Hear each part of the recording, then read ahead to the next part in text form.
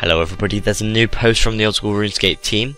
I'm not going to be going over this one myself, however I'll be going over the discussion topics it mentions. So the permanent free-to-play discussion. If you want to see the full video of what the Old School RuneScape team did, please click here for their video on that. If not, I'll just be going over the brief things that they've mentioned and some of the things that they've mentioned in this post. So the general message of the video is that we can have permanent free-to-play in Old School RuneScape if they introduce bonds.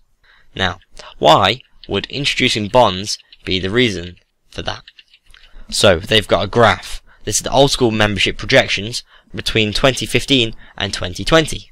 If they keep Old School RuneScape as it is, where you have to have membership to play, they think that the total memberships will be going down slightly. If they introduce free-to-play, there'll be a sharp increase in the number of members, and it'll slowly go down.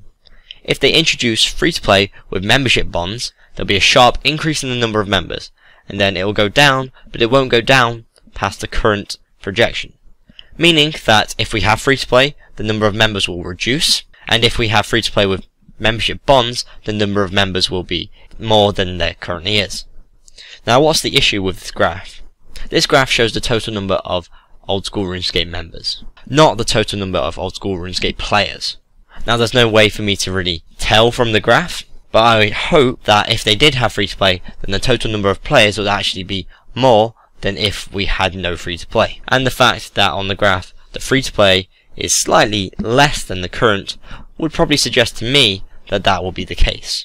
However, obviously because Jagex is a company, they want to get money, and they get money from membership, then they want to make sure they get as many members as possible. So let's quickly check why there are more members when they have bonds. If they introduce free-to-play, there's a large amount of players coming into the game.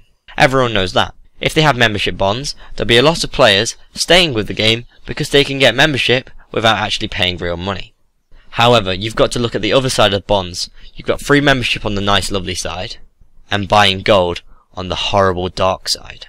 So let's think about bonds a bit more now. So bonds allow players to buy membership within the game, but it allows players to buy in-game gold with their real money.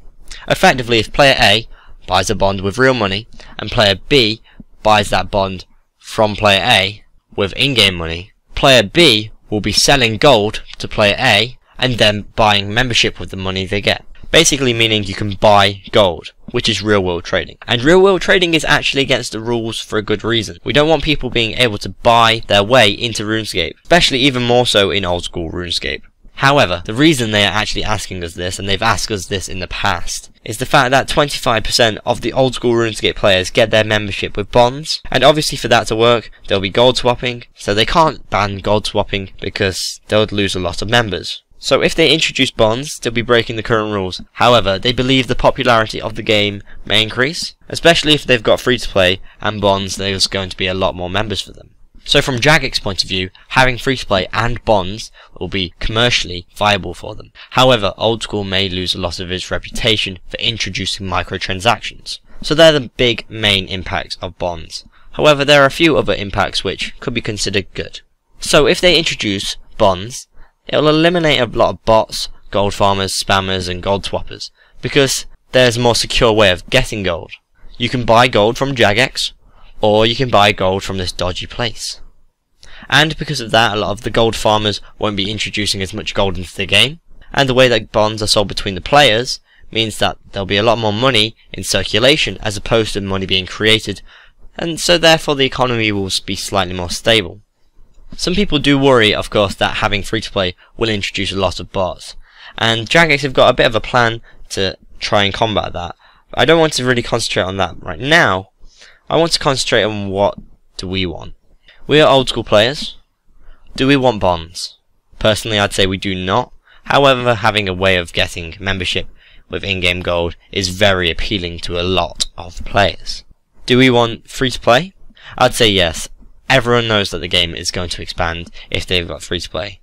I know a lot of people that will be willing to play Old School RuneScape if it was free-to-play, and I know that after a while they will do the free-to-play things and then they will get membership.